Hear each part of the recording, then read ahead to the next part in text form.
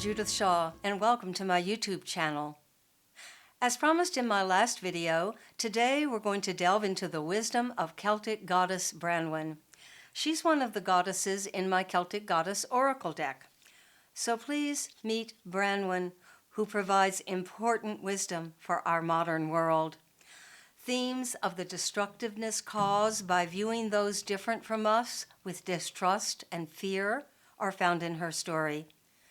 Vengeance is revealed as a downward spiral of pain and suffering. She illustrates the healing role, empathy and compassion for those different from us, and forgiveness for those who have wronged us can play in a world gone mad with war. Her story reveals the importance of restorative justice and the many factors at play preventing its application. Factors like jealousy, fear, desire for power, and more. So settle in, as her story is long and difficult. Branwen was the sister of the giant King Bran of the Isle of the Mighty, known as Wales today. She was loved by her people for her gentleness, compassion, and beauty. In the tradition of the old tribes of the British Isles, her son would become king upon the death of King Bran. This was most likely a holdover from the days before kings, when goddess was supreme.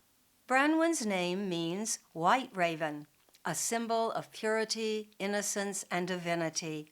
Her story, as told in the Welsh compilation of stories, the Mabinogion, began with love. The Irish king Matuluk came to call, and a new course was set for both the Isle of the Mighty and Ireland. He had come seeking marriage with Branwen.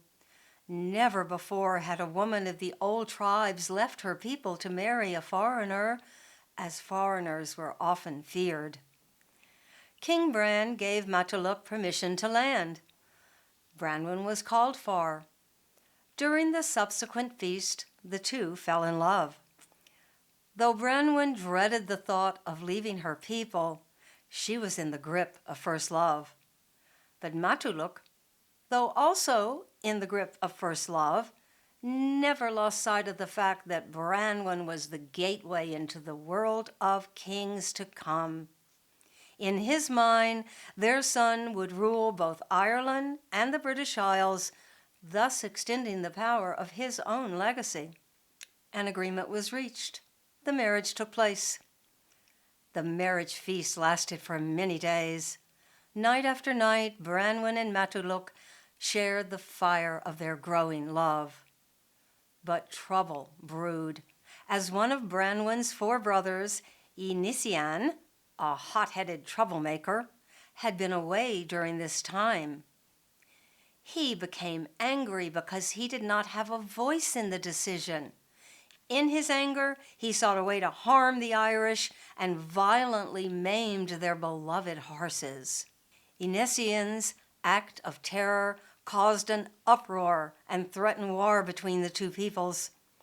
Bran and his brothers knew that the only true atonement in the eyes of the Irish would be the death of Inisian, but they could not do this as it violated the very essence of the way of the old tribes, ways that sought resolution to conflict without blood vengeance. So instead, Bran offered Matuluk a face price, a monetary reparation of unrivaled size.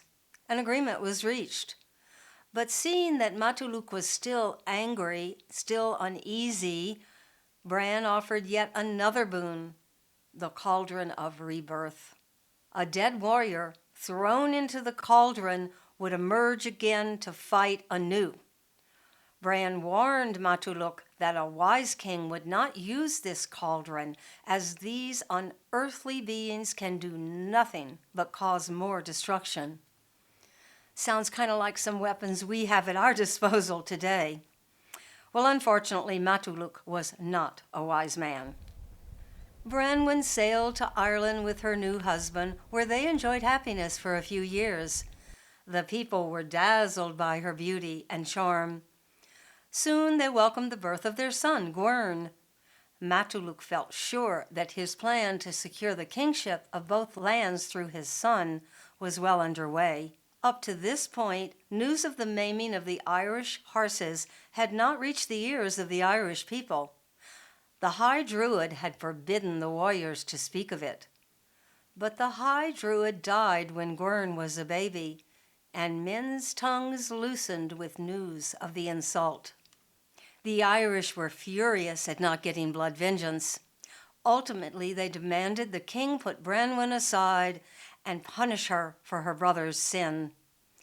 He, coward that he was, acquiesced to their demands, sending her to work in the hot kitchen. This is how a blood feud can begin, which lasts for generations.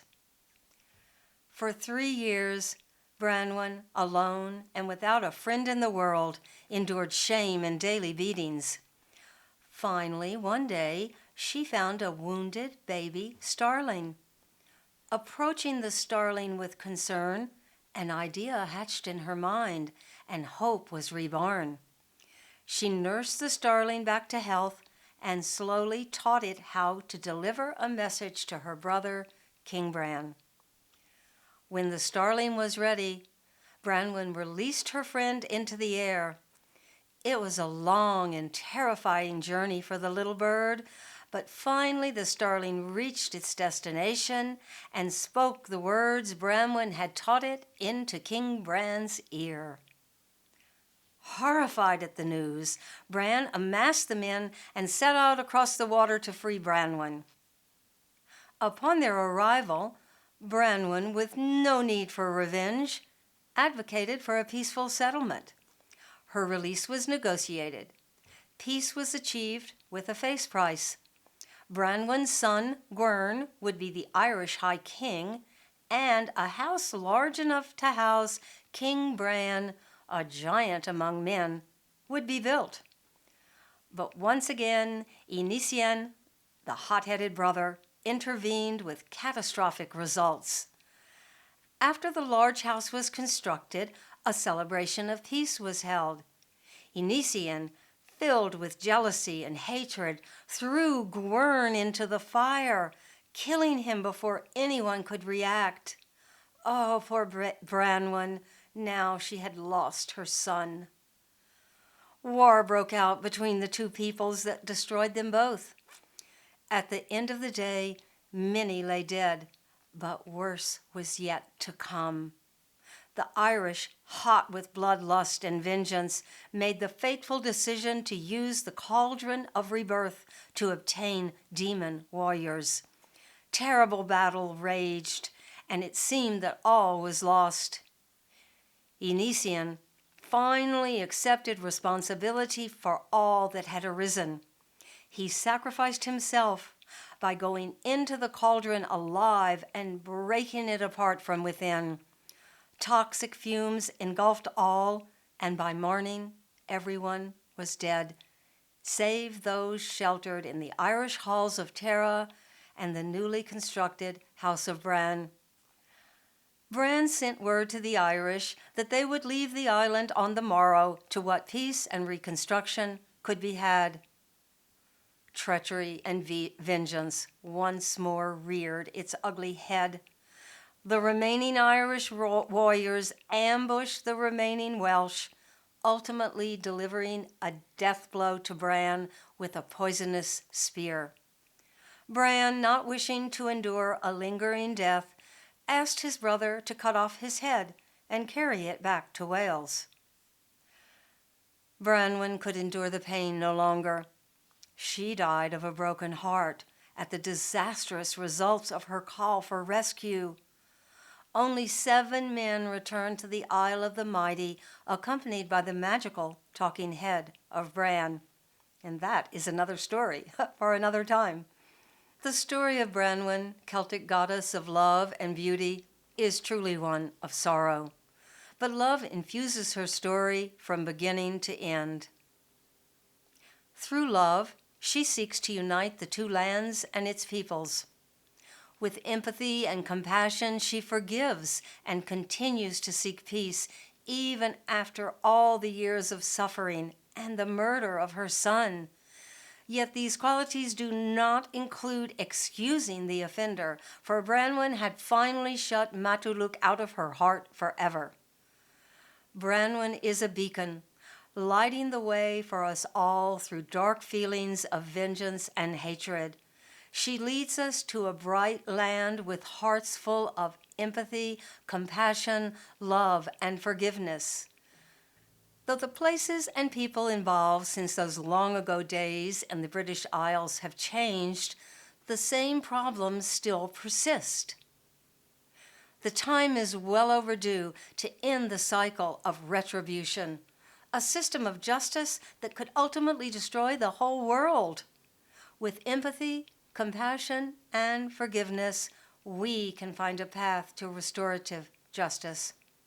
May you stay strong with hearts open to love. I'll see you next time. Bye.